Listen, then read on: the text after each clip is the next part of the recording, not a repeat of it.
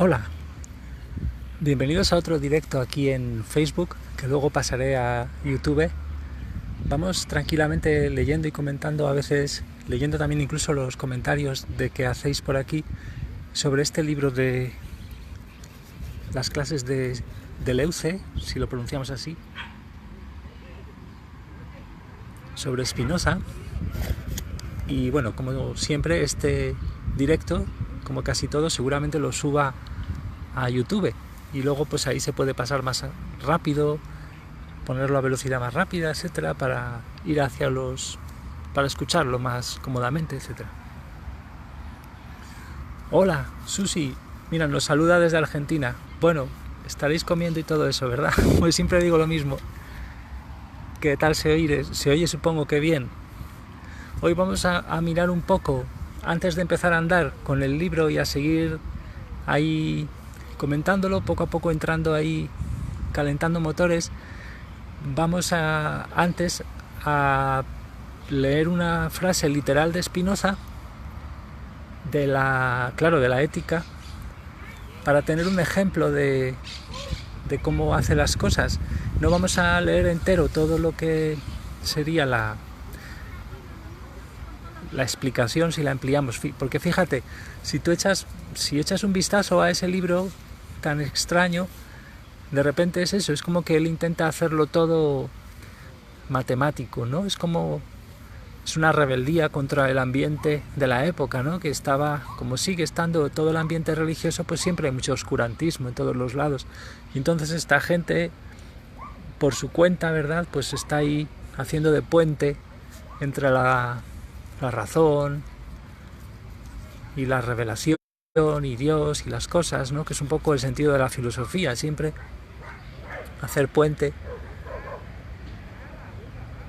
y dar coherencia a estas sensibilidades humanas que en realidad son una unidad, las sensibilidades que tenemos a todo, ¿no? A lo espiritual, a lo racional, tanto en el sentido práctico como de la ética, de la moral, incluso podríamos decir, como también en el sentido científico. Bueno, pues dice que se oye bien, vale, gracias. Entonces, fíjate, la proposición 38 de la parte 3, está graciosísima, el otro día la poníamos ahí la cita en el muro. Dice: si alguien comenzara a odiar una cosa amada, y fíjate cómo esto ya nos disuena, ya no voy a seguir leyendo porque vamos a ver cómo define Spinoza el amor. Claro, es el amor en el sentido humano. De repente él se toma todas las palabras humanas y empieza a hacer ahí una operación sanitaria con ellas, como hemos dicho siempre, pues muy, muy alucinante, ¿no? Que es para ir a una especie en dirección hacia la univocidad, como va a decir al principio todo el rato en estas clases de Deleuze, lo unívoco frente al mundo equívoco en el que vivimos, ¿verdad? En el que ya solo por tener un cuerpo estamos obligados casi a pensar que el sol es en sí mismo algo caliente, cuando en realidad lo que nos calienta es el efecto del sol sobre nuestro cuerpo, ¿no? Y ese tipo de engaños que son solamente pistas para una relación entre las cosas. Entonces, amor, el amor no tiene nada que ver, esta palabra amor, una cosa amada que ha dicho aquí, con la palabra amor con mayúsculas cuando el cristianismo dice Dios es amor, Dios es un Padre infinito para todas las personalidades y todo esto que tenemos tan perfectamente explicado en el libro de Urantia y en otras revelaciones.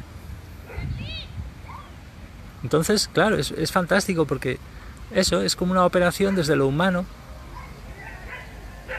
para llevar matemáticamente, ahí el libro de Spinoza, lo humano a lo divino, por así decirlo, invitar a una práctica. Es eso, el despertar espiritual, pues organizado por lo que se llamaría filósofo hecho y derecho, ¿no? Entonces empieza otra vez. Si alguien comenzara a odiar una cosa amada de tal modo que su amor quede enteramente suprimido.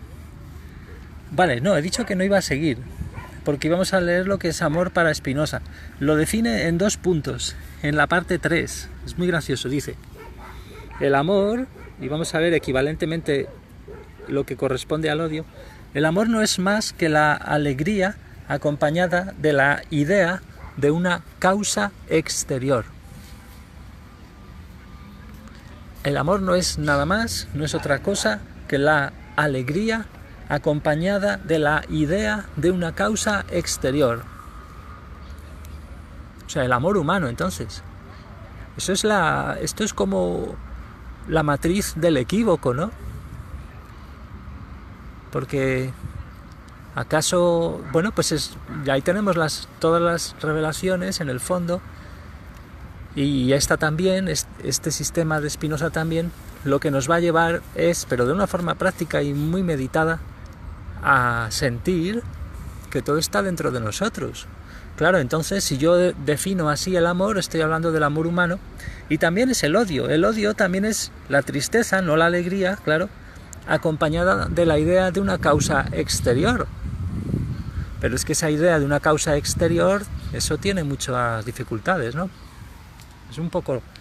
Ahí está todo el quid de la cuestión, en gran parte. Ahí tenemos... Entonces, por eso dice, si alguien comenzara a odiar a una cosa, o sea, a algo amado, de tal modo que su amor quede enteramente suprimido, por esa misma causa la odiará más que si nunca antes la hubiera amado, y con un odio tanto mayor cuanto mayor haya sido antes su amor. Y entonces, esa es una proposición, así termina, odiaremos más si lo amado era una cosa,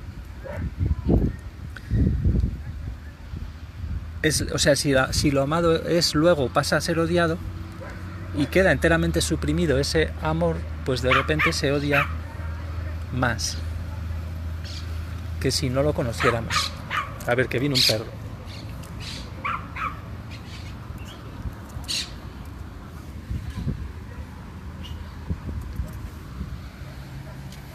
Y entonces cuando lo explica, empieza diciendo, si alguien comienza a odiar la cosa que ama, entonces se reprimen más apetitos suyos que si no la hubiera amado.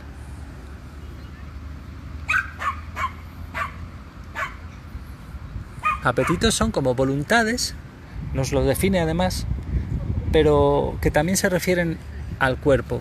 La voluntad, Spinoza la reserva al alma, al pensamiento, a la mente, ese concepto de voluntad, y cuando habla a la vez al alma y el cuerpo, cuando hay un esfuerzo, un conato, un esfuerzo de algo, un impulso que se refiere al alma y al cuerpo, los llama apetito, o sea, que se refiere a la totalidad del ser humano. Entonces, si comienzas a odiar lo que amas, se están reprimiendo más apetitos, más de esos esfuerzos que involucran todo el ser humano, pensamiento y cuerpo, se reprimen más que si no la hubiera amado.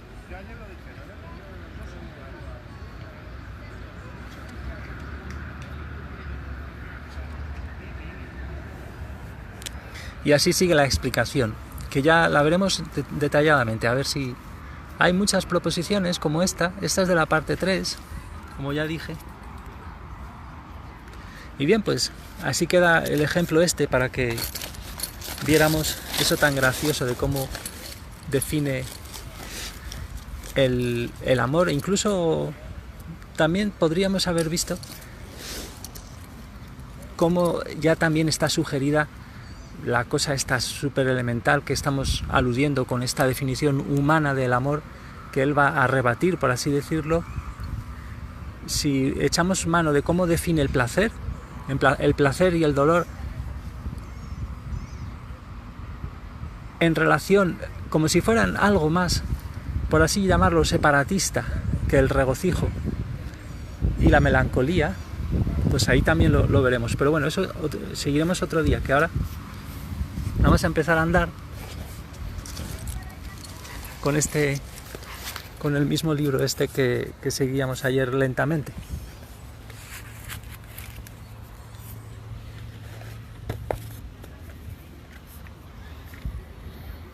Aquí estamos en una reunión de perros.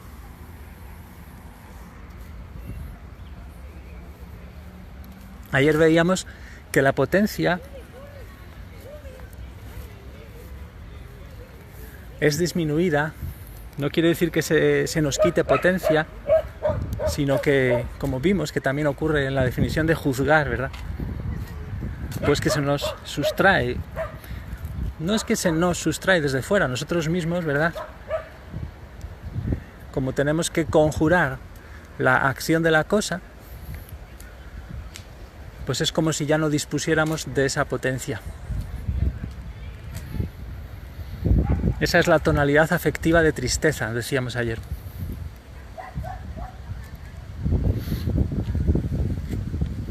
Entonces, sin embargo, en la experiencia de la alegría, aunque también sea una pasión en tanto que es padecimiento, que no somos activos, como vamos a ver ahora, que lo define aquí muy claramente, que va a ser muy importante, pero vamos a seguir. Tomemos un ejemplo de música. Dice: hay sonidos hirientes que me inspiran una inmensa tristeza. Lo que complica todo es que siempre hay personas que encuentran deliciosos y armoniosos esos sonidos hirientes. Pero eso es lo que hace la alegría en la vida, es decir, las relaciones de amor y de odio. Porque mi odio contra el sonido hiriente va a extenderse a todos aquellos que lo aman. Escucho sonidos hirientes que verdaderamente descomponen mis relaciones. Me entran en la cabeza, me entran en el vientre. Mi potencia, o una parte de mi potencia, se endurece para mantener a distancia esos sonidos que me penetran.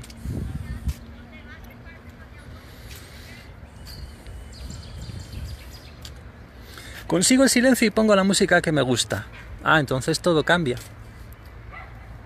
Eso quiere decir, cuando digo la música que me gusta, relaciones sonoras que se componen con mis relaciones.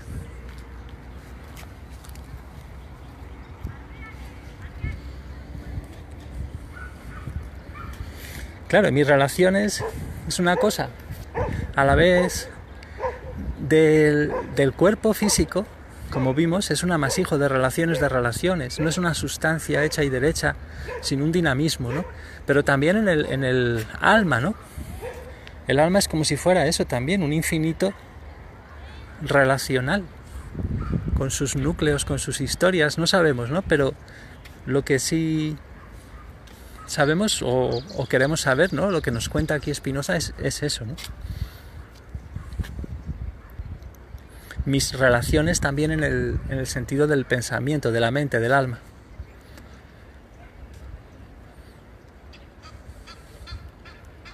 Entonces supongan que en ese momento mi máquina se rompe, experimento odio, en fin, una gran tristeza. Vale, entonces lo que me interesa es que para Spinoza, en la experiencia de la alegría, jamás existe lo mismo que en la tristeza. Y vamos a ver por qué. O sea, en la experiencia de alegría no hay esa carga que tenemos que hacer psíquica, ese investimento, como lo traducen a veces eso, ¿verdad? Lo pone aquí, investimento de una parte endurecida de nosotros mismos, ¿no? Que consigue hacer que eso, que la potencia, una cantidad de potencia, se nos sustraiga, la sustraemos a nuestro poder. Entonces, ¿por qué en las alegrías nunca hay lo mismo que en la tristeza? Fijaos que esto es súper didáctico para entender la clave de las relaciones.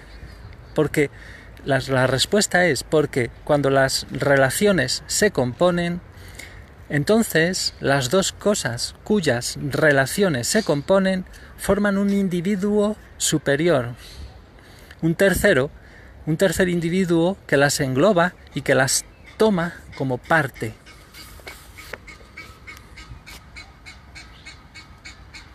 Hola, Amanda también saluda, creo que desde Chile. Aquí tenemos un ganso del Nilo gritando como loco. Se siente amenazado por nosotros. Fijaos, aquí está la clave, que ya vimos un poco. O sea, en relación a la música, a la que me gusta, se hace una composición directa de las relaciones, de tal manera que se constituye un tercer individuo del cual la música y yo no somos más que una parte. Yo diría, por consiguiente, que mi potencia está en expansión o que aumenta. Pero fijémonos, eso es pasivo, porque nosotros no tenemos por así decir, una conciencia del nivel. Nuestra conciencia no está situada, digámoslo directamente, así rápidamente, no está situada en el nivel Dios, ¿no? En el nivel de decir, yo soy el que crea las relaciones. Y porque nosotros, es una sorpresa, ¿no? Esa alegría es una pasión, entonces es un padecer, no es una actividad, no es una acción. Aunque la alegría ya de por sí, como ya está en contacto con ese devenir más potente, y ese devenir más potente en principio no está en nuestro control, en el sentido egoico de control, pues ahí lo tenemos. Bueno, eso, que entonces esa alegría es pasiva, lo va a decir ahora.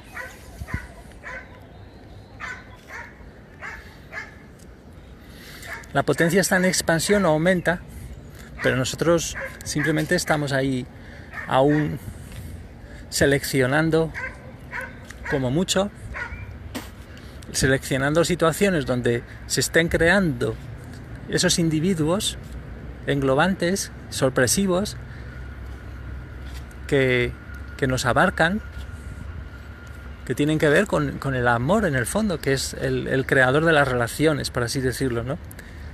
Que no preexisten, ¿no? Como también lo va a decir literalmente. Pero no estamos situados al nivel de la conciencia Dios, por así decirla, ¿no? Que sería un poco el nivel de maestría, de ser dueños de la potencia. Entonces estás en otro plano por completo. Y de esto va a ir todo el tema. O sea, el libro de la ética, la última parte, la quinta parte, pues ya es para describir ese estado que lo llama de beatitud, ¿verdad?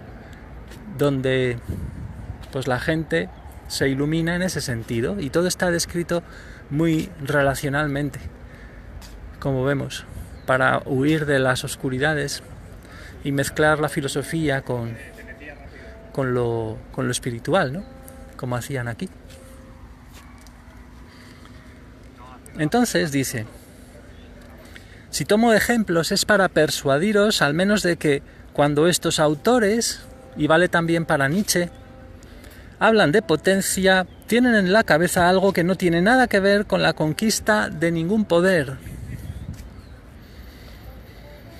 O sea, por eso cuando se habla de Nietzsche y de la voluntad de poder, estaría mal traducido, o en cierto sentido, o mal entendido muchas veces, según nos dice aquí.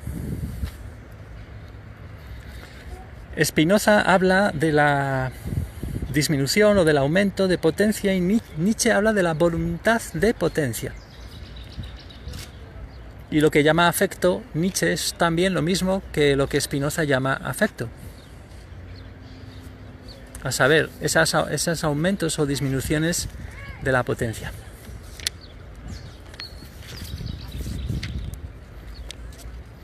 Es sobre este punto que Nietzsche es spinocista, sin duda.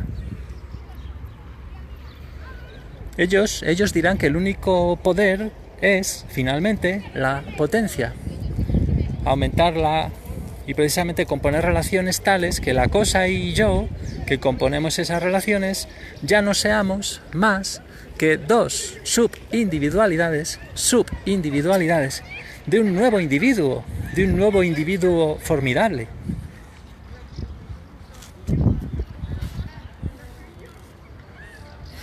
Vuelvo entonces. ¿Qué es lo que distingue mi apetito bajamente sensual de mi mejor amor, el más bello? Bueno, y aquí se debían reír en la clase, porque aquí empieza a comentar sobre esas cosas. Claro, fijémonos que estaban en el entorno de una clase y la gente era muy joven. Y claro, la gente, cuanto más jóvenes, menos se entiende muchas veces la importancia a veces de saber discernir en el ámbito de esto, de la voluntad de uno, ¿no? Y de realmente cuáles son las motivaciones, y al final nos van a disgregar, ¿no?, las relaciones. Entonces se actúa muy alocadamente, ¿verdad? Entonces ahora debió haber risas. Son todas esas frases, dice, todo esto es para reír, pero en fin, no los hace reír. Es para reír, así que se puede decir cualquier cosa, bla, bla, bla. Sí, empieza a balbucear cosas porque la gente se debía estar riendo, ¿no? Entonces dice, pero es que hay personas que cultivan la tristeza. O sea, aquí veamos cómo se hace un descargo, ¿no? De repente se le han reído, y entonces para llevarles un poco al terreno de Spinoza y de que la gente, pues mucha gente no puede oír hablar siquiera, ¿verdad?, de apetito bajamente sensual, ¿no? Ahora mismo estamos como en muchas ocasiones hay una especie de idolatría del libertinaje, ¿no? De da igual todo, ¿no? Hay que tener el máximo de autosatisfacción sin mirar ni cómo, ni cuándo, ni para qué. Nada, ¿no? Como los animales, por así decirlo, pero es que los animales no son así, pero bueno. Entonces hace una especie de descargo y se pone a hablar de la tristeza y se pierde en la clase, pierde el tema, que ahora lo retomamos, lo del amor bello y el apetito sensual, bajamente sensual. Y entonces habla de la tristeza, de los cultivadores de la tristeza, para contextualizar esta discusión que nos puede sonar moralista, pero no es para nada moralista, ¿no? Ese es todo el problema. Entonces dice, son tan impotentes esas personas que cultivan la tristeza, esos son los peligrosos, dice.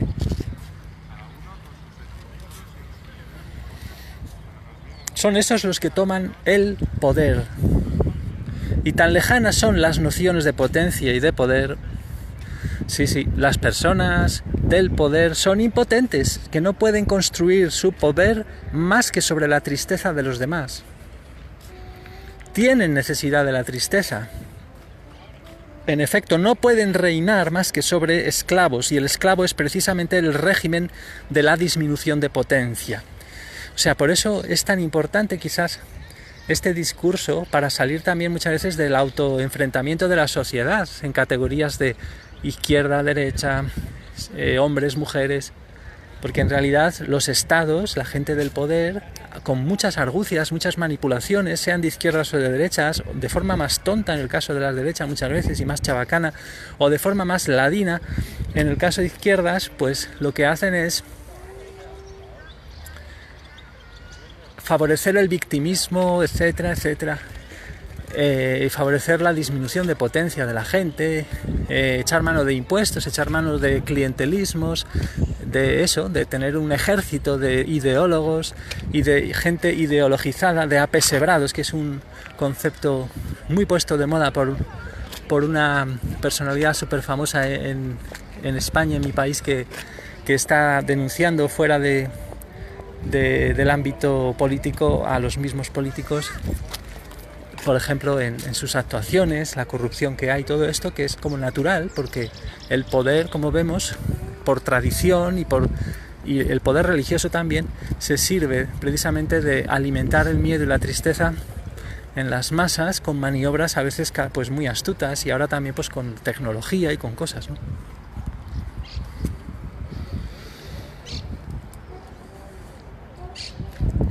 En efecto, no pueden reinar, decíamos, más que sobre esclavos, y el esclavo es eso, es el régimen de la disminución de potencia. Dice, hay personas que no pueden reinar, que no adquieren poder, si no es por la tristeza, e instaurando un régimen de eso, del tipo arrepiéntanse, o del tipo odien a alguien, y si no tienen nadie a quien odiar, ódiense a ustedes mismos. Todo lo que Spinoza diagnostica como una especie de inmensa cultura de la tristeza. Valorización de la tristeza. Son todos esos que les dicen, pero si no pasan por la tristeza no van a progresar. Ahora bien, para Spinoza eso es abominable. Y si él escribe una ética es para decir eso.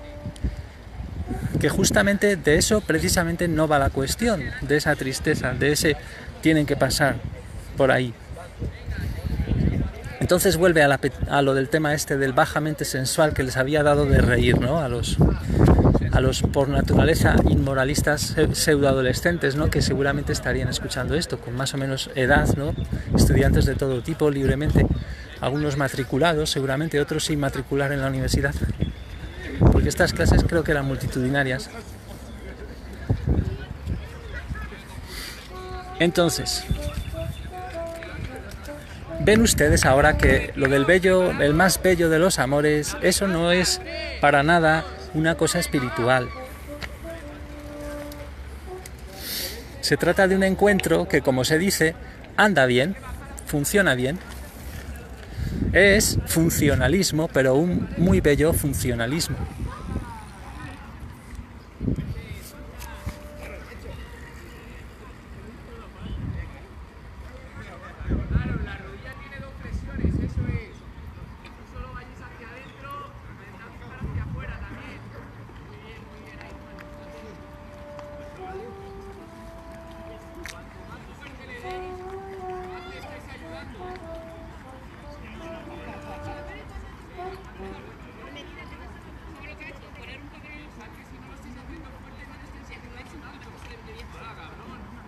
Estos aquí rompiéndose las patas.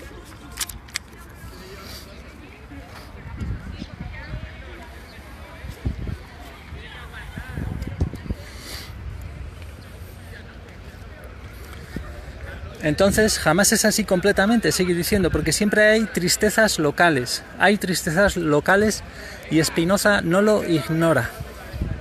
De seguro que siempre hay tristezas. La cuestión no es si las hay o no, sino del valor que ustedes les dan, es decir, la complacencia que les conceden. Si no, es que hay toda una cultura de regodearse, muchas veces transmitida culturalmente por las series, de las películas, ¿verdad? Los culebrones, las novelas, ¿no? Como se dice también ahí. Como una especie de culto a la disminución.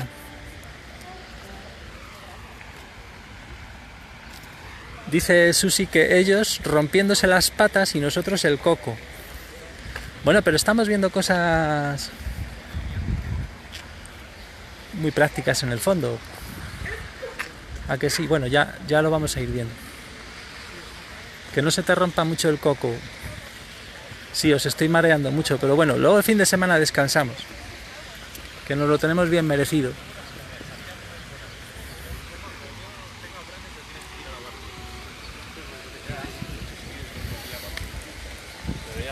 ¿Qué ocurre entonces en un amor feliz, en un amor de alegría?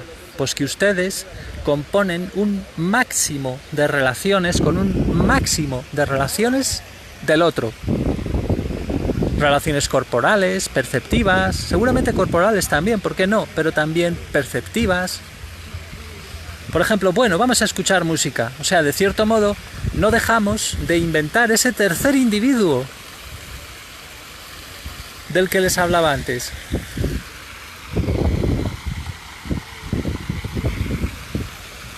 Del cual, los otros dos no son más que partes. Yo no quería decir en absoluto que ese tercer individuo preexistiera.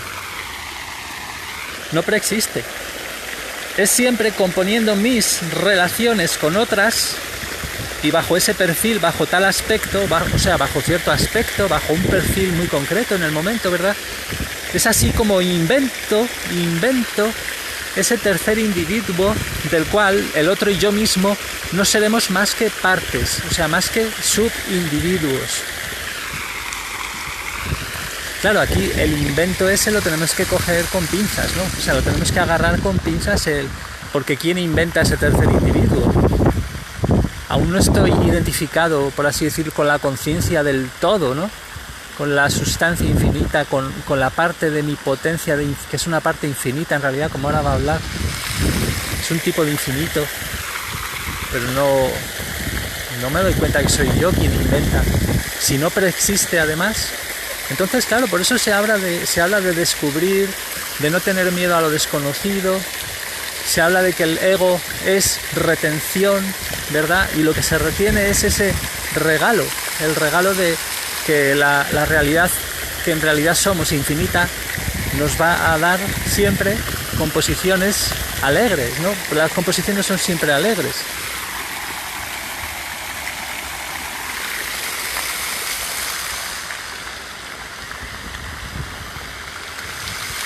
Entonces, dice: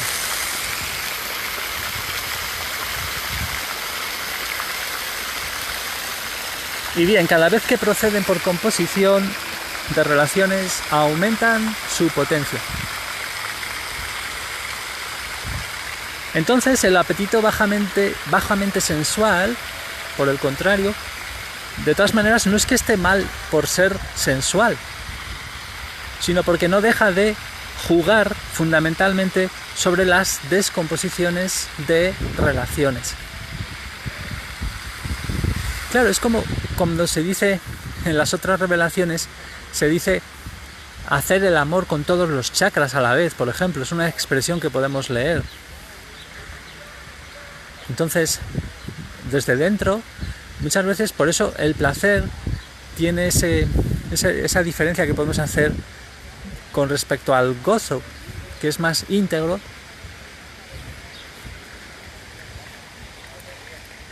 Involucra todo el ser, y sin embargo pues el placer sería desgregador. Entonces nos centramos en partes del yo mente-cuerpo, y nos obsesionamos, nos identificamos con la separación en el fondo, ¿no? Con la idea de separación, porque al final de lo que te habla un placer es de la efectuación de una separación que te obliga a componerte o a descomponerte más bien, ¿no? Con las cosas. O sea, utilizar la idea de las cosas externas para descomponerte.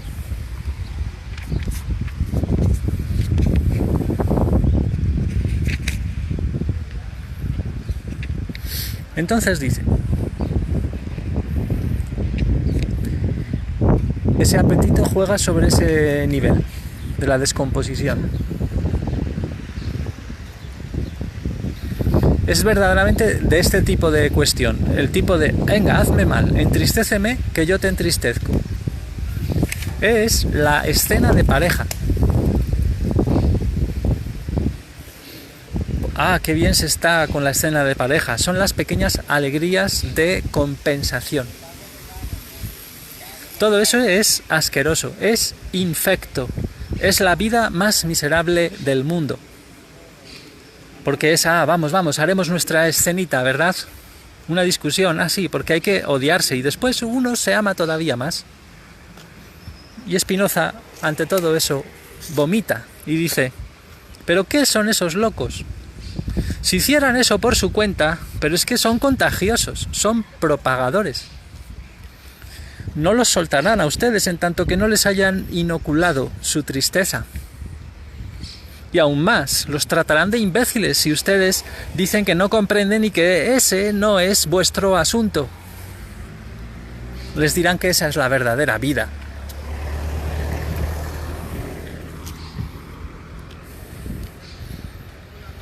Y cuanto más se hagan su chiquero a base de escenas de pareja, de imbecilidad y de angustia, etcétera, más los atraparán y más los inocularán si pueden atraparlos.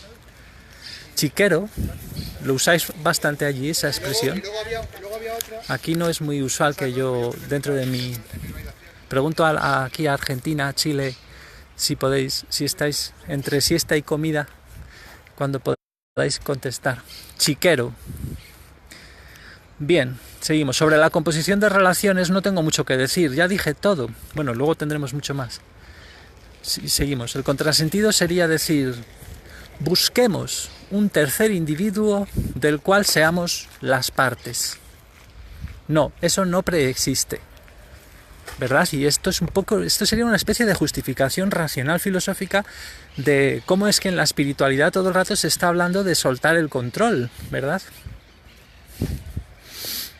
Entonces dice, tampoco la manera en que las relaciones son descompuestas. Tampoco preexiste, creo que quiere decir, que tampoco preexiste la manera en que van a ser descompuestas. Así que claro, la línea de tristeza también saca sus alegrías de ahí, ¿no? Porque dices, mira, soy único, porque claro, es imposible que se haya dado de otra manera mi destrucción, ¿no? O la destrucción de mi potencia. Me monto sobre una línea de tristeza, fíjate qué único soy, en el sentido ya de descomposición, ¿no? Chiquero, es el lugar donde están los cerdos, sí me imaginaba, pero o sea que es muy usual, ¿no? Aquí es que lo llamamos de otras maneras más bien, por lo menos en mi bagaje. Bien, entonces,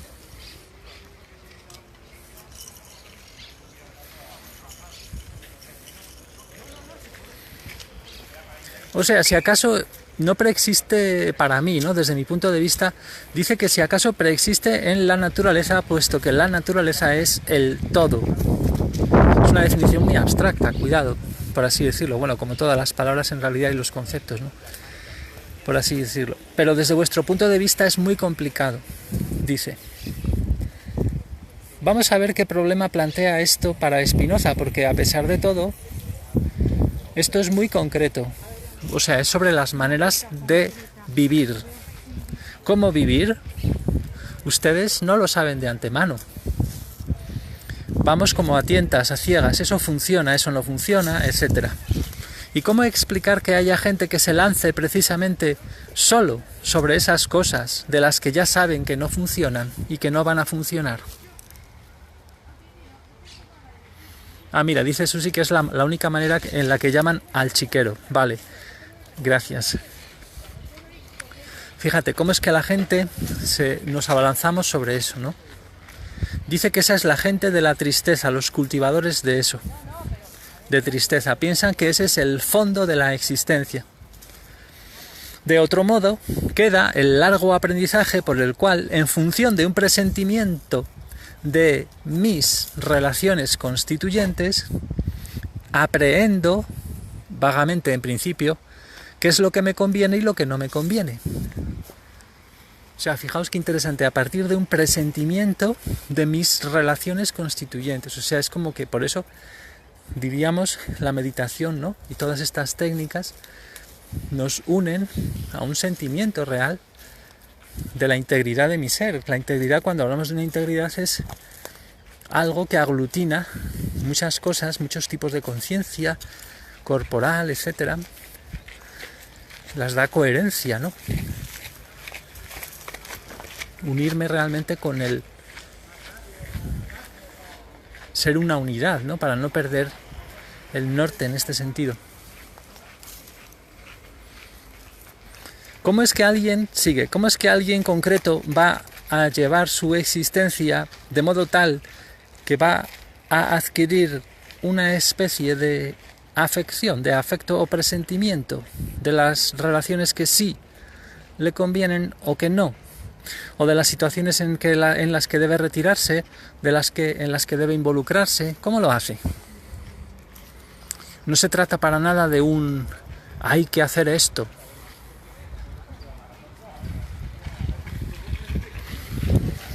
No es el dominio de la moral.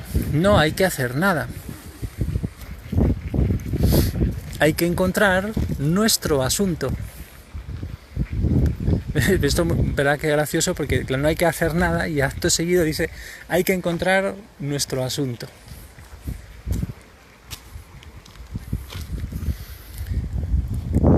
Es decir, no retirarse, sino inventar las individualidades superiores en las cuales podemos entrar a título de parte.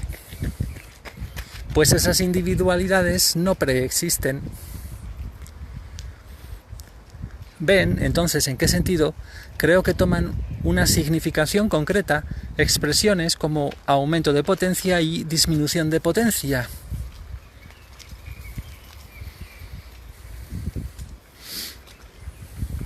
Vale, entonces, antes de preguntarles qué piensan de todo esto, reagrupo el conjunto de la doctrina espinosista, que podemos llamar ética. Diría que hay, a riesgo de emplear un término demasiado complicado, pero que nos permite hacer esa reagrupación, hay una esfera de pertenencia de la esencia.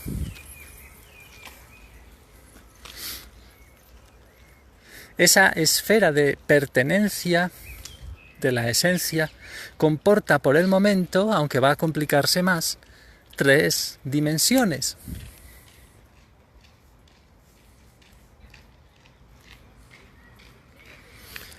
Bien, la esencia es eterna.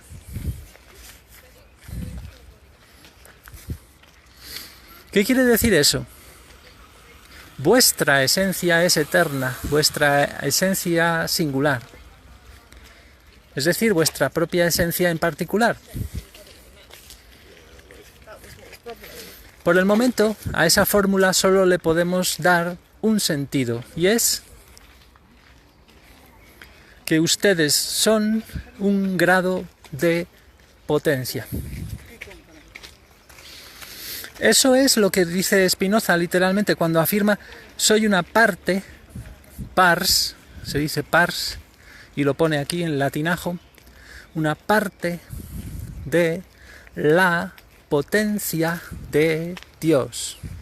Claro, fijémonos, es que es lo de siempre, la vida, así lo comentamos esto, la vida, el hecho de querer vivir y de estar vivos, ¿de dónde viene? Pues si no viene de los cuerpos, el hecho de perseverar, ese esfuerzo por perseverar, esa dinámica de las relaciones constituyentes de las infinidades que hay en el alma y infinidades del cuerpo, o indefinidades del cuerpo, ¿qué es?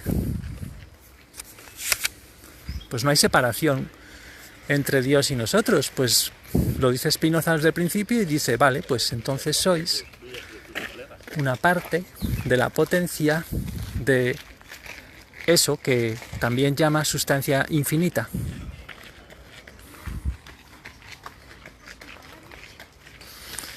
O sea, soy un grado de potencia. Y esto es como lo que vimos un poco ayer también, que lo vamos a ver un poco mejor. Un grado como quien dice grado de temperatura. La temperatura no es una cantidad de que tú tomas ahí una tarta y tomas una porción y dices tengo una porción de tarta y has separado de esa porción del resto de tu tarta. No, la temperatura es eso. Es como si solo hubiera una unidad y nosotros tuviéramos un cacho, pero de toda la unidad de distribución a la vez, holográfico, ¿cómo decirlo, no? Como las palabras que queráis emplear. Por lo cual sois como una temperatura. Y entonces sigue, inmediatamente tenemos una objeción. Pero yo como bebé, como pequeño, adulto, viejo, no soy el mismo grado de potencia. Mi grado varía. Bueno, y dejemos eso a un lado, dice Deleuze.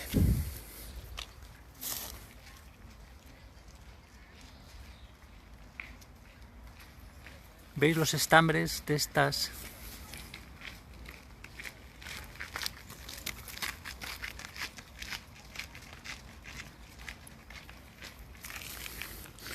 Bueno, pues dejemos eso a un lado. ¿Cómo? ¿Por qué diremos que ese grado de potencia tiene una latitud?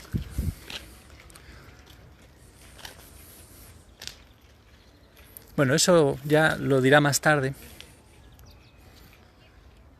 Eso se hablará mucho más tarde, mucho mejor, ya lo veremos. A una cantidad de potencia siempre se le llamó una intensidad, por eso hemos dicho antes lo de la temperatura. Y es a esto únicamente a lo que Spinoza afecta el término eternidad. O sea, Spinoza a ese término de eternidad le hace corresponder, le afecta con esto. Soy un grado de la potencia de Dios, quiere decir que soy eterno. Esa sería la primera esfera de pertenencia. La segunda es lo que vimos, lo de la instantaneidad, que es lo de las afecciones. Tengo afecciones instantáneas. Según esta dimensión, las relaciones o se componen o se descomponen, o no se componen, perdón. Y la tercera era la dimensión de los afectos, o sea, del paso, que es un afecto. El afecto era un paso, o sea, la afección realiza mi potencia, la efectúa tan perfectamente como puede, o sea, esa afección que era la impresión, las percepciones, vale, las realizan en función del aquí y el ahora, en relación con las cosas, pero cada vez que sucede eso, cada vez que una afección efectúa mi potencia, o sea, es como si Dios, como somos una parte de Dios, ¿no? Entonces, una parte de la potencia de Dios, cada vez que estamos en cada instante viendo universo, ¡pum! ¡Bum! Imaginaos que todo fuera un latido, que toda esta continuidad la hicierais rebanadas al hecho de ver un universo cada instante. Pues de repente son afecciones, que eso lo podríais llamar afecciones que efectúan vuestra potencia. Porque la potencia hemos visto lo que es, en el fondo. En la primera dimensión es algo muy raro. Tiene que ver con la eternidad. De un poder creativo, entonces, ¿no? Si lo llamamos así.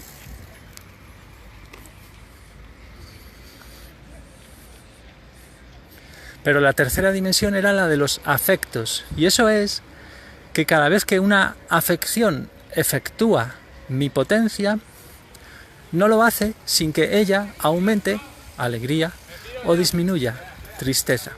O sea, y luego fijaos, lo que llamaríamos nosotros emociones, las va a hacer derivar de la alegría, la tristeza y el deseo, pero todas así, las usuales, y entonces todas van a entrar en este esquema tan loco, de decir, anda, pero es que todos son pasajes entonces. O sea, son pasos. O sea, hay algo operativo, es algo práctico. Todo el rato.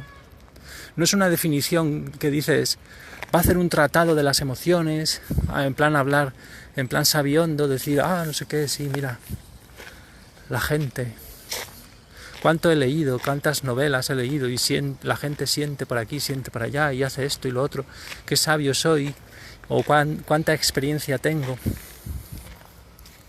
No, entonces se trata de hacer esto como una especie de cosa simplificadora a más no poder, como pasa en muchas revelaciones actuales, ¿verdad?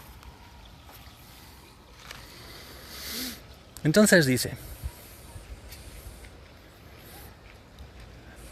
mi potencia, ¿vale? Entonces es un grado eterno, pero eso no impide que no cese de aumentar y de disminuir en la duración. Esa misma potencia, que es eterna en sí, no cesa de hacer eso, de variar en la duración. Entonces, una cantidad intensiva no es para nada como una cantidad extensiva. O sea, lo que hemos dicho antes, lo de las temperaturas frente a partir una tarta, ¿no?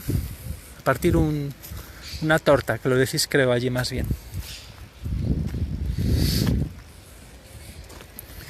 Unas cantidades intensivas, y eso lo explica ahora con un ejemplo para hablar y con una pequeña gráfica que no importa, es un poco lioso y no entramos ahora, entraremos a ella cuando nos haga falta, yo creo.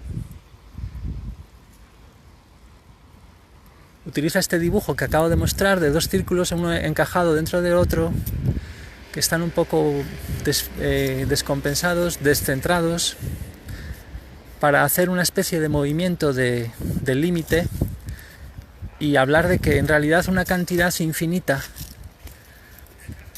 que sería el grado de potencia, para poner un ejemplo de cómo caracterizar un grado de potencia como un infinito, pero que es un infinito que está limitado y que hay muchos tipos de infinitos como él, y que consiste en una suma de diferencias de cantidades. Eso es muy interesante porque da mucha riqueza entonces al concepto de infinito por esas tres cosas. De repente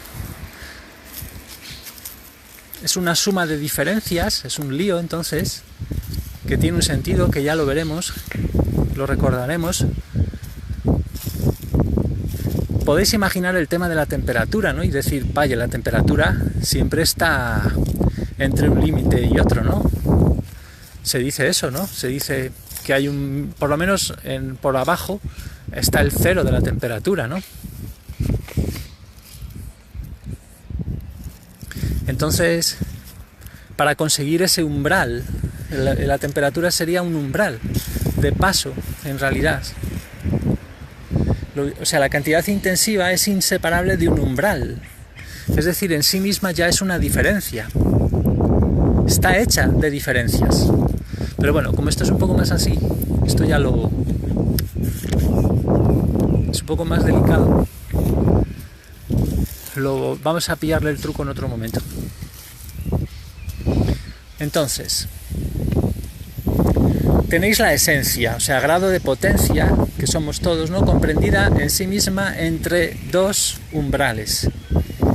Y eso va al infinito, dice, porque si abstraen este umbral, es el mismo también, es una diferencia entre otros dos umbrales, y así al infinito. Bueno, ya digo, esto pasarlo de largo porque ya lo intuiremos. Entonces es muy sorprendente, ustedes no solo son una suma de relaciones, sino que de hecho son una suma de diferencias entre relaciones.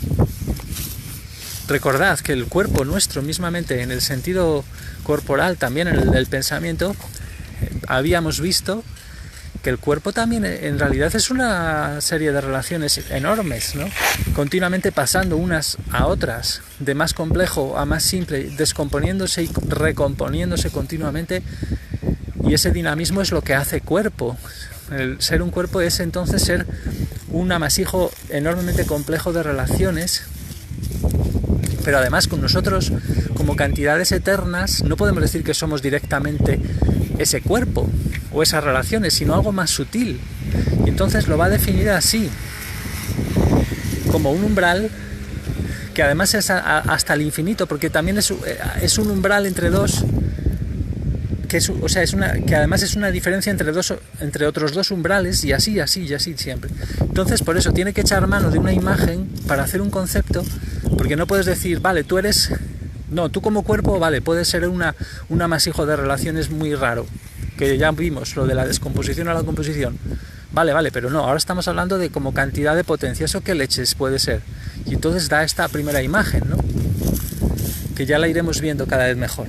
Echaremos para atrás en muchas ocasiones y seguimos, y para adelante sobre esto, porque es muy divertido. De repente es una concepción muy rara, dice aquí. Vale, grado de potencia significa diferencia, en realidad, diferencia entre un máximo y un mínimo. Y también dice, segunda pertenencia de la esencia. La afección efectúa vuestra potencia a cada momento, es decir, entre dos límites, entre el máximo y el mínimo. En este sentido, de cualquier manera que realice vuestra potencia o vuestra esencia, la afección es tan perfecta como lo puede ser. Efectúa la potencia de tal modo que no podrán decir que no hay algo que no esté efectuado.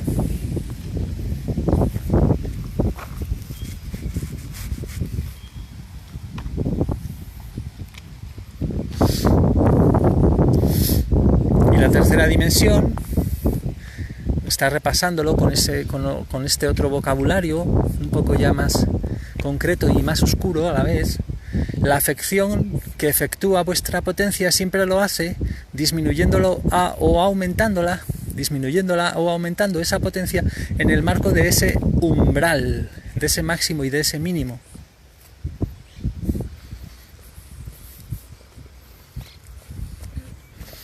O sea, entonces fijémonos, imaginemos que el cuerpo fuera la membrana de un tambor, ¿no? Y nosotros en realidad seríamos una vibración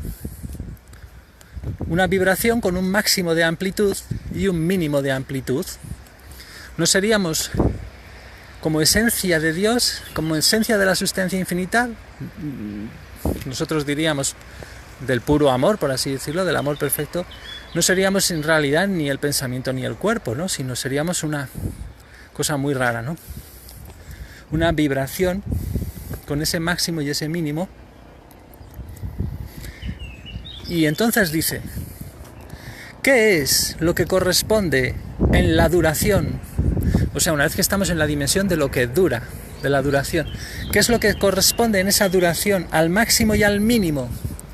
Bueno, y aquí la respuesta la tendremos que revisar porque en un principio es muy disonante, es un poco...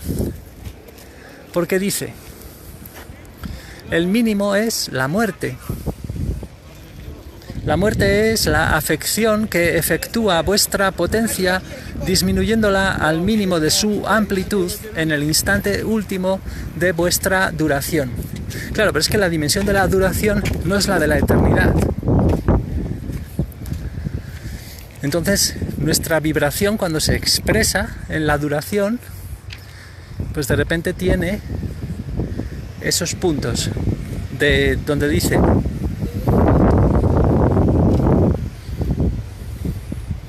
que el mínimo es la muerte y la muerte es eso, la afección que efectúa vuestra potencia disminuyéndola al mínimo de su amplitud en el instante último de vuestra duración. ¿Y qué es lo contrario de la muerte? Pues es la alegría. No es el nacimiento, puesto que nacen forzosamente en lo más bajo de ustedes mismos. No puede ser peor. Esta es la afirmación que decía que es un poco peliaguda.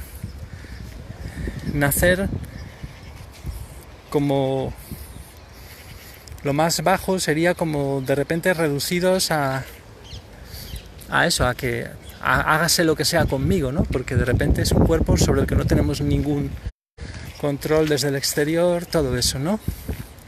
Bueno, dice Susi que esto de la potencia, las potencias me tiene medio perdida. Tú piensa en lo que decíamos, no te pierdas para nada, porque es tan simple como que tú no te has inventado, tú no te has dado la vida. Y la vida no viene de los cuerpos. Si aceptas eso, entonces potencia no es más que una definición, es la equivalente casi a vida. O sea, es tan indefinible como eso.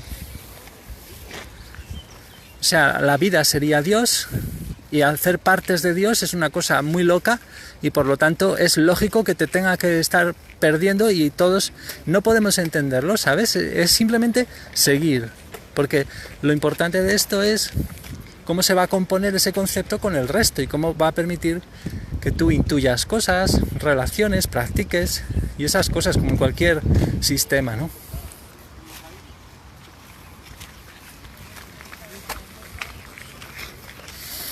Potencia al fin y al cabo es más que eso, poder vivir. Pero es que como vemos,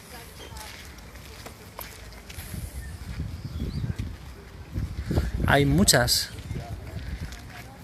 expresiones de la misma vida, ¿no? Por así decirlo.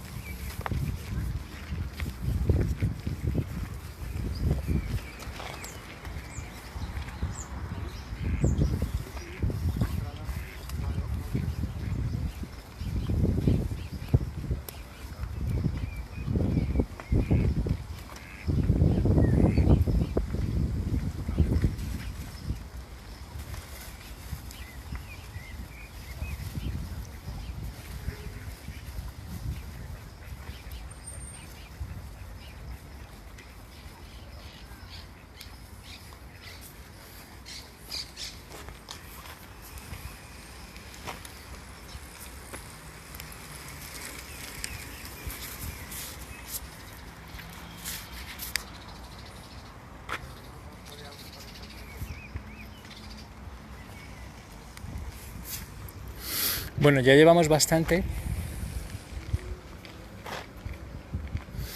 Seríamos esa vibración. La muerte es eso, la alegría es lo otro. Entonces termino el párrafo y lo dejamos. Entonces la alegría, sí, pero una alegría especial que llamará con un nombre particular, la beatitud. Esto sería la iluminación, pero en nombre latino y en el vocabulario elegido ahí, ¿verdad? De la beatitudo esa.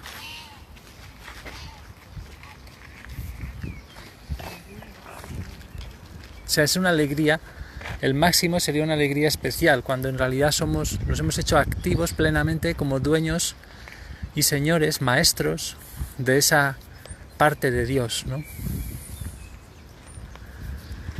Por lo tanto nos hemos hecho uno con Dios, ¿no? En nuestra consciencia, por lo tanto ya no es una consciencia en el sentido del ego, ¿no? Entonces esa alegría máxima la llama beatitud. Y también experiencia de la eternidad. Vienen todos los patos aquí en tropel. Mirad. Uy, les he asustado. Allí, o sea, en esa experiencia, efectúan vuestra potencia de tal manera que aumenta al máximo. Es decir, si vuelvo a la idea de la pertenencia de, o sea, la pertenencia de, pueden traducir eso de al máximo diciendo bajo todas las relaciones a la vez. Vale, entonces ya con esto tenemos más que de sobra. Esto se va afianzando, veremos que es una claridad inmensa, porque de repente salir del caos de la confusión, del yo que quiere negar lo que le pasa porque no quiere darse cuenta de las relaciones, de lo que le sienta mal y de lo que sienta bien, como un niño, ¿no? Los niños son inocentes en el sentido de que no, pues eso, oye, si nos sienta mal algo, pues no pasa nada y así, pero en el buen sentido del niño, ¿no? Porque luego tampoco se trata de ser aquí unos déspotas ni nada de eso.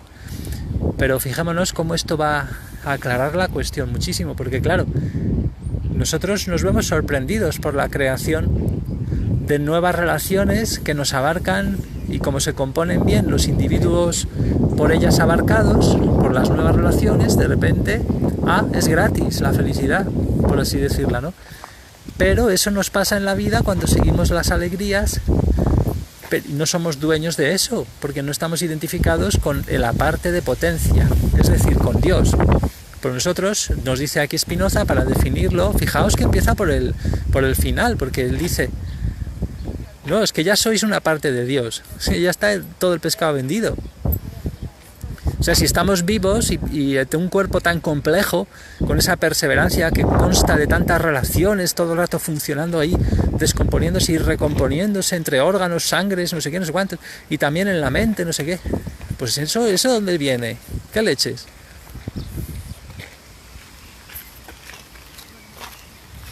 Pues eso, nada, si ya lo dejamos. A no ser que haya algo que comentar, debatir o alguien quiera entrar, porque se pueda, con auriculares o lo que sea, pero bueno, si no ya, como tenemos muchos días. Pero ya veis que hay muchas cosas divertidas, ¿no? Y las va a haber cada vez más, es muy interesante en el modo en que lo presenta.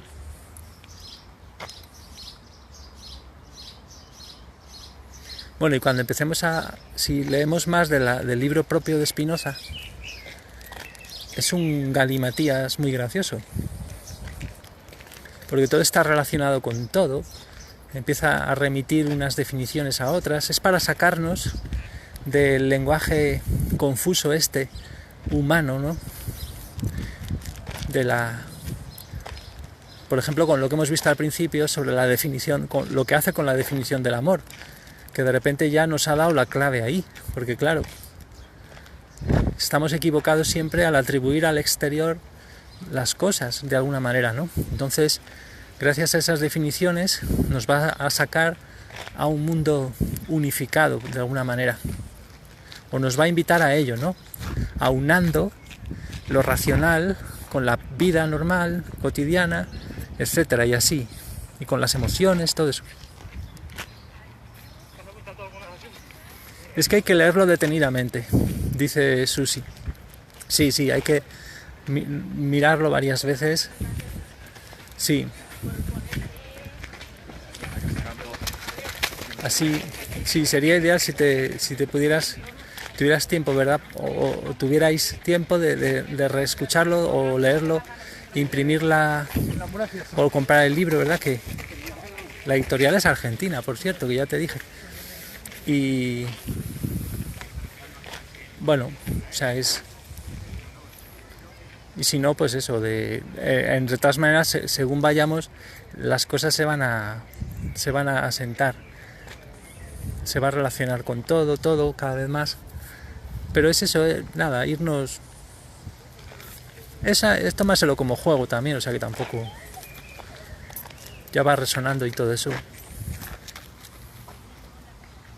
Soy de releer muchas veces una sola frase, dice Susi. Claro, es que es fundamental eso, más bien detenerse para ver, porque claro, lo espiritual en el fondo era eso. Lo que pasa es que como nos hemos puesto a jugar con estas cosas más filosóficas que en realidad son lo mismo, pero es eso, claro, en realidad son excusas para que nos vengan intuiciones para nuestra vida y significados propios, apropiarnos las frases, relacionarlas por nuestra cuenta con todo el resto de cosas, etcétera. Claro, es para eso. En realidad cualquier lectura de este estilo, ¿no? Ya sea del libro de autoayuda cualquiera, que todos son válidos en ese sentido, hasta el libro más supuestamente profundo, da igual. Es para eso, es para invitar a mirar adentro, ¿verdad? Que nos da tanto miedo. Por esto de que en realidad somos eternos.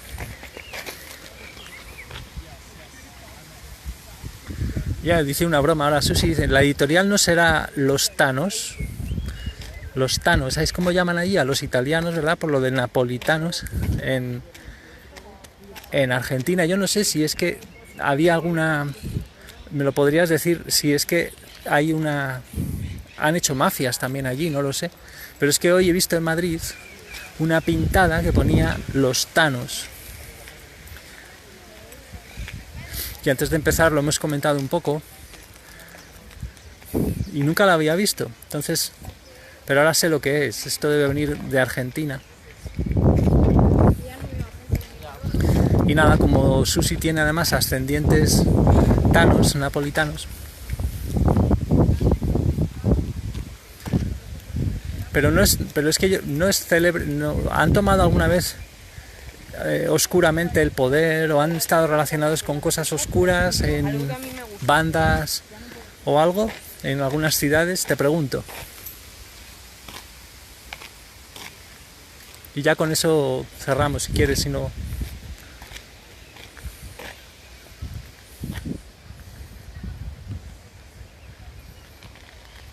Y ya cualquier día de estos ponemos los auriculares a ver quién, a ver alguna conversación.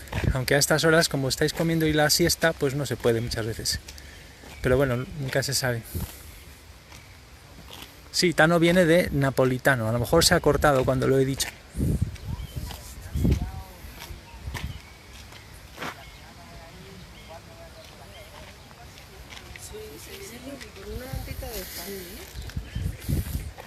Entonces, ¿han sido mafiosos o no?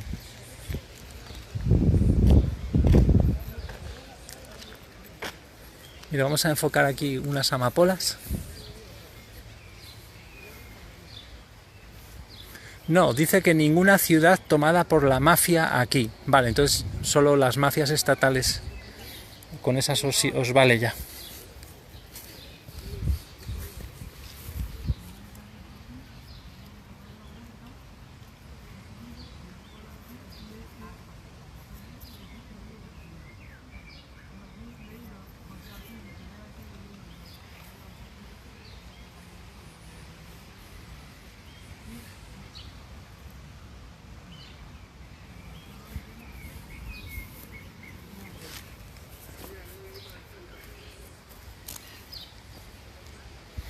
Ah, vale. Que dice que era de Turín. La ascendencia no es napolitana, la de la familia de ella, de Susi, sino de Turín, del Torino. Vale, es verdad que yo no me acuerdo. Pero bueno, en general a todos se les llama los tanos, como la pintada esa. Este es un árbol de estos singulares que llaman aquí, cuando son un poco ya más viejos. Sí, esos son amapolas. Allí no tenéis amapolas. De la misma familia y muy parecidas al opio, que a veces se ve asilvestrado. El opio no es exactamente oriundo de aquí, por lo menos creo que las amapolas sí. O sea, las amapolas sí son silvestres, lo que pasa es que no sé si habrán sido introducidas hace también milenios por la mano del ser humano, no lo sé. Pero son muy silvestres, pero el opio es muy parecido pero blanco, no sé si lo habéis visto. Y también se ve a veces en escombreras, en zonas así, porque a veces lo plantan medio ilegal, o a veces de semillas de antiguas plantaciones, cuando sí sería legal, digo yo, porque antes las farmacias vendían, ¿no? Sí, y a los árabes los llaman gallegos, perdón, a los árabes los llaman turcos, eso no lo sabía tanto, y los gallegos sí, los gallegos, los españoles, eso sí que se sabe mucho en España, que los llamáis así.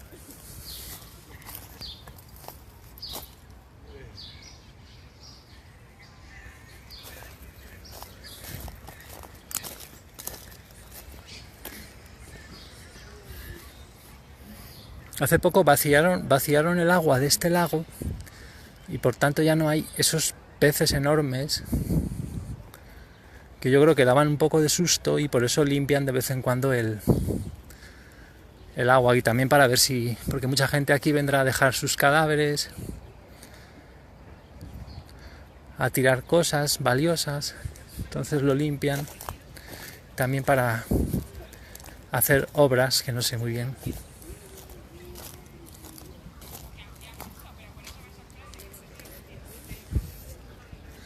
Bueno, pues ya seguimos poco a poco por aquí, que cada vez nos va a resonar más. Ya seguiremos con el... Voy a enfocar estas otras flores, ya para que, como hemos enfocado, para no ser racista, ¿no? Las amapolas, pues también a estas.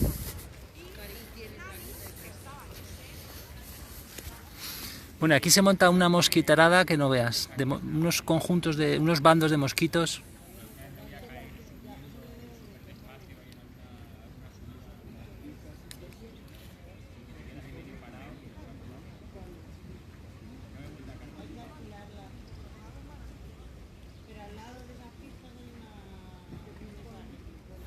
Habéis visto el número phi ahí metido, ¿verdad?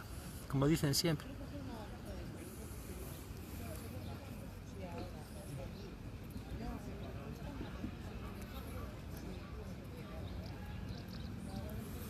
Dice Susi que también hay amapolas, pero nunca las vi silvestres. Lo digo por la espiral esta, ¿verdad? De ahí dentro. Pues estas son margaritas plantadas, no son las mini que nacen más silvestres en los parques. Estas son más, creo, que son más artificiosas, pero son igual.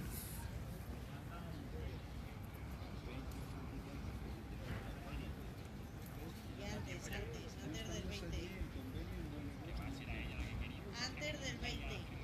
El día 15 marchando por arriba. Claro, ella ya quería irse a Vietnam o algo así. Y el 17 por arriba. A ver si enfoco algún mosquito de estos, que hay ahora miles.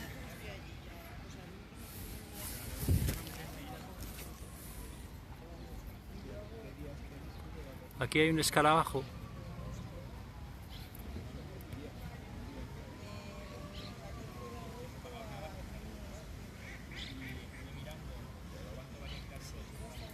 La proporción áurea, eso sí, que tiene que ver con el número phi. Ese.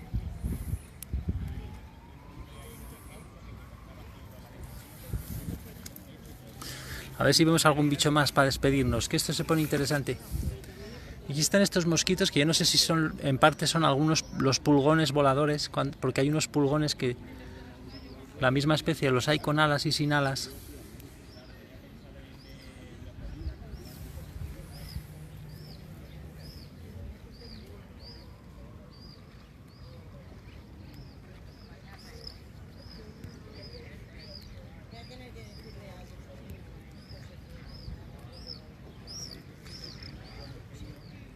Ahora no se está enfocando aquí bien, pero...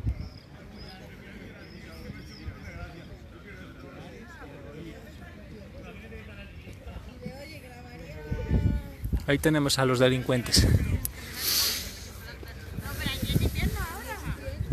Y esta crucífera amarilla también muy común. Que está cerrada ya del frío un poco, yo creo. La capital de Uganda se llama Kampala, ¿sabes? Hay un mercado... No encontramos ningún tesoro.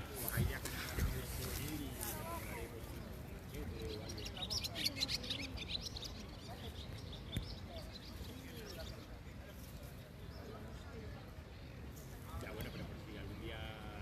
Yo me siento más seguro con un machete. Pues me voy a comprar una casa, ¿sabes?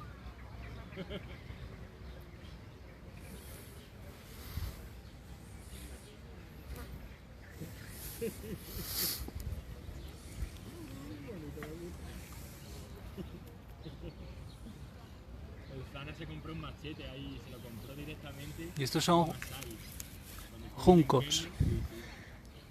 Pero esta no. Bueno, pues ya estamos.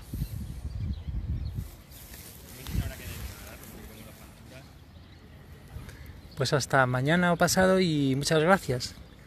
¡Viva la potencia! A ver si lo llevamos a la práctica hasta el infinito y más allá. ¡Feliz Navidad!